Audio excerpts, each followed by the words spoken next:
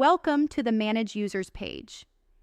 This is where you'll add new team members and decide what kind of access they should have in the software. Click the Add User button to get started, then type in a login ID for the user. Note you don't have to use an email address as the login ID, followed by first name, last name, and password. Next, choose a role for the new user. A viewer can only log in and view a preview of the book, while a photographer can also manage photos but not edit any pages. Users with the staff role can edit pages assigned to them, and that's the best role to use for most students. Editors and advisors have access to the entire book, but only advisors have the ability to approve and submit the finished book for production.